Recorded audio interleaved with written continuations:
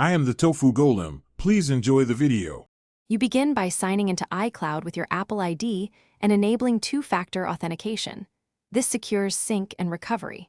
Once signed in, enable iCloud for contacts, photos, and Drive so data flows across devices. On iOS, go to Settings, then your name, then iCloud. On Mac, use System Settings, Apple ID, iCloud, and toggle services. Make sure to choose Optimize Mac Storage to save local space when you have limited disk capacity. Once Basic Sync is active, manage storage proactively because iCloud will stop new backups when full. You check usage in Settings or System Settings, manage storage to see which apps use GBs.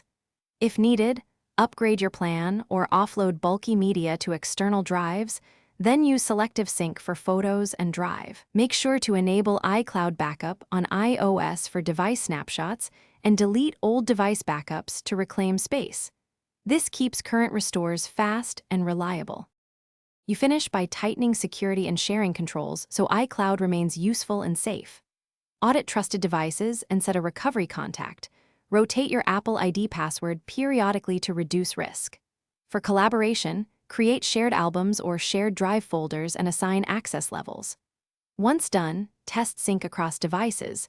If things go wrong, sign out and back in, confirm Apple system status, and only then contact Apple support. This sequence prevents data loss and Thanks for watching. Consider subscribing if we helped you today.